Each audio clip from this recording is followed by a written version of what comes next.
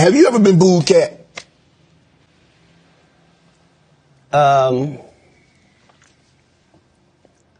Yes. Yeah. I have. What was that feeling like? Did it like want to give up? Because we don't, I mean, because when you have, I mean, I don't know how early it was in your career. Obviously, it hadn't been I don't think it's in the last decade because you've been immaculate.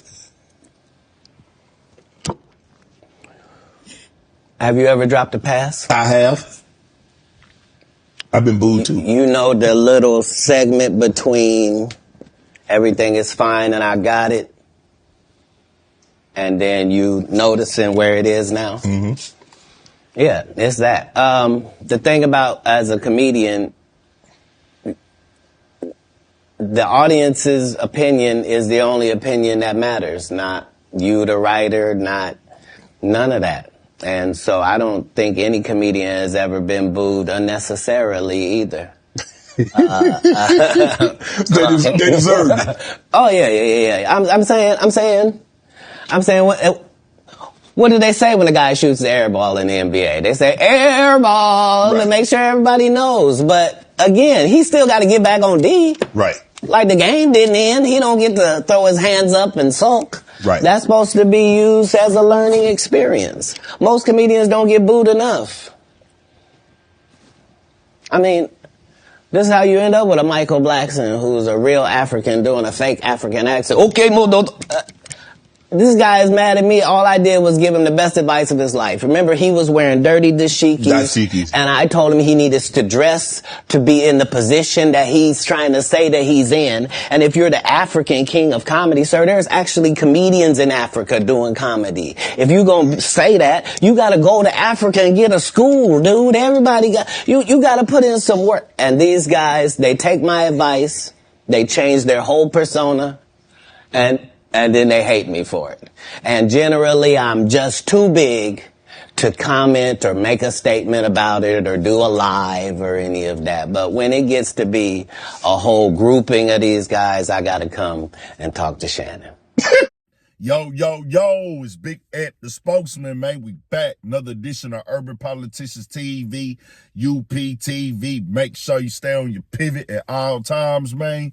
Had to come tap in, and we only 3 days down into 2024, and it's been a lot of activity online, causing that algorithm to go all over the place, and the chaos getting pushed in our face day to day, hour to hour, as usual. And I gotta say now, Katt Williams most definitely stole the show with his appearance on the Club Shay Shay podcast with Shannon Sharpe, as he called out a lot of people in the comedy community and let them know how he feel about things that was said on Shannon Sharpe's show, and how he felt about other people and how they was acting towards him in the game. And as y'all heard right there, Michael Blackson called a little bit of the pressure. He said, hey, dog, you got that fake African accent, but you really an African. Then you claim you the king. He just went at him, as y'all heard right there, directly. Ain't no way to sugarcoat it or look at it any other type of way. Well, Michael Blackson caught wind of it, went to Twitter and said this: Katt Williams is a very smart midget nigga.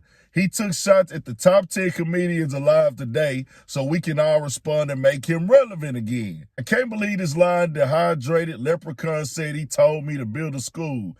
LMAO. I only built a free school so the kids can whoop your hay for free, mother sucker. Top 10 black comedians alive. 1, Eddie Murphy. 2, Chris Rock. 3, Dave Chappelle. 4, Katt Williams. 5, Mark Lawrence. 6, Kevin Hart. 7, Mike Epps. 8, Cedric. 9, Earthquake. And guess who 10? It's you, beach mother sucker. LOL. I'm so confused. I'm African with a fake accent.